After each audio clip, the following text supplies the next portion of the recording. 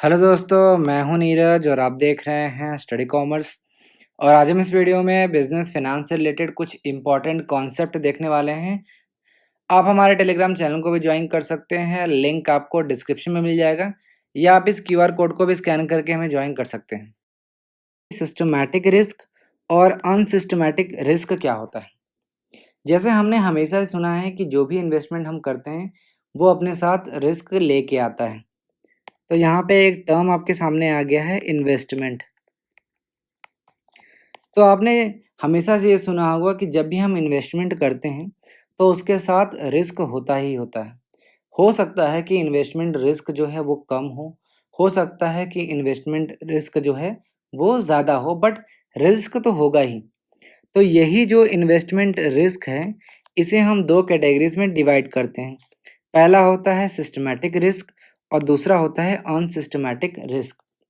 तो सबसे पहले जानते हैं कि सिस्टमैटिक रिस्क क्या होता है। सिस्टमैटिक जो वर्ड है उसमें आपको एक शब्द मिल जाता है, सिस्टम। इसका क्या मतलब है कि सिस्टमैटिक रिस्क वो रिस्क है जो सिस्टम जनरेटेड रिस्क है। यानी आपको क्या मिल गया, सिस्टम जनरेटेड रिस्क। सिस्टम का क्या मतलब है कि जिस इन्वायरमेंट में आप ऑपरेट कर रहे हो, जिस इन्वायरमेंट में आप ऑपरेट कर रहे हो वो आपका सिस्टम बन जाएगा। फॉर एग्जांपल हम इंडियन इकोनॉमी में ऑपरेट कर रहे हैं, इंडियन टैक्सेशन सिस्टम में ऑपरेट कर रहे हैं, तो ये सिस्टम जनरेटेड रिस्क हो जाएगा। कुछ एग्जांपल मैं आपको बता देता हूँ सिस्टमैटिक रिस्क के। For example interest risk. आप सभी जानते हैं कि इंटरेस्ट रेट जो है वो चेंज होता रहता है, वो आरबीआई के हाथ में है, आपके हाथ में नहीं है। तो ये सिस्टम जनरेटेड रिस्क हो जाएगा। नेक्स्ट है इन्फ्लेशन रेट, जिसे हम इन्फ्लेशन रिस्क कहते हैं। और लास्ट है मार्केट रिस्क। तो ये तीन एग्जाम्पल हैं सिस्टमैटिक रिस्क के। अब एक और चीज़ ध्यान रखिएगा कि जो सिस्टमैटिक रिस्क होता है इसे हम अवॉइड नहीं कर सकते, इसे हम कैन नॉट बी अवॉइड, इसे हम कभी भी अवॉइड नहीं कर सकते। इसीलिए सिस्टमैटिक रिस्क को हम बोलते हैं नॉन डाइवर्सिफिएबल रिस्क। ठीक है। और सिस्टमैटिक रिस्क की एक इम्पॉर्टेंट कैरेक्टरिस्टिक्स ये है कि एक बार में ये इंटायर मार्केट पे हावी होता है।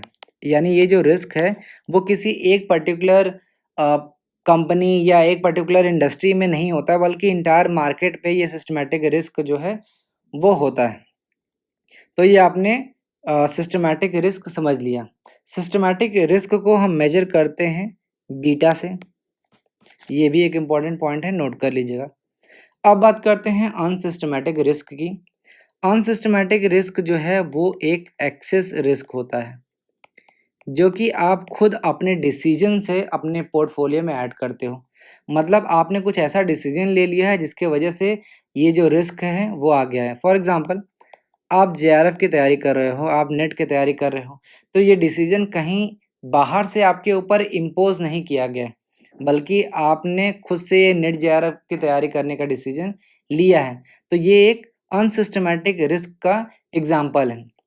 कभी भी इसको रियल एग्जाम्पल मत समझ लीजिएगा, ये ओवर सिंपलिस्टिक एग्जाम्पल मैं आपको दे रहा हूँ। सिर्फ आपको ये पता होना चाहिए कि जो अनसिस्टमैटिक रिस्क होता है वो एक तरीके का एक्सेस रिस्क है, जो आप अपने डिसीजन से अपने पोर्टफोलियो में खुद से ऐड करते हो। किसी एक्सटर्नल फैक्टर्स के थ्रू ये ऐड नहीं होता है और इसे आप अवॉइड कर सकते हो, कैन बी अवॉइड। ध्यान रखना कि जो अनसिस्टमैटिक रिस्क होता है इसे आप अवॉइड कर सकते हो थ्रू डाइवर्सिफिकेशन। यहाँ पे ध्यान रखना कि अवॉइड कैसे करोगे आप, डाइवर्सिफिकेशन के थ्रू। डाइवर्सिफिकेशन का क्या मतलब है, सपोज कर लो कि आपके पास टोटल 10 लाख रुपए हैं।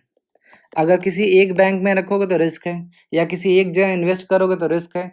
तो इस रिस्क को आप कम कैसे कर सकते हो, आपकी कि आप 5 अलग-अलग जगह या 10 अलग-अलग जगह पे इस पैसे को इन्वेस्ट करो। इस तरीके से आप डाइवर्सिफ़िकेशन के थ्रू अपने रिस्क को कम कर सकते हो। जो कि अनसिस्टमैटिक रिस्क को हम अवॉइड कर सकते हैं थ्रू डाइवर्सिफ़िकेशन, इसीलिए इसको हम डाइवर्सिफ़िएबल रिस्क भी कहते हैं। अनसिस्टमैटिक रिस्क को हम डाइवर्सिफ़िएबल रिस्क के नाम से भी जानते हैं। और भी कुछ नाम हैं जैसे स्पेसिफिक रिस्क। अनसिस्टमैटिक रिस्क को हम स्पेसिफिक रिस्क के नाम से भी जानते हैं क्योंकि ये एक स्पेसिफिक कंपनी, ये जो अनसिस्टमैटिक रिस्क है वो किसी स्पेसिफिक कंपनी से रिलेटेड है और इंडस्ट्री। यहाँ पे ध्यान रखना कि सिस्टमैटिक जो है वो एंटायर मार्केट से रिलेटेड होता है, लेकिन अनसिस्टमैटिक रिस्क क्या होता है, स्पेसिफिक कंपनी या इंडस्ट्री से रिलेटेड होता है। जैसे जेआरएफ लेने का डिसीजन आपका था, हो सकता है कोई ये डिसीजन न ले तो वो उससे रिलेटेड नहीं होगा।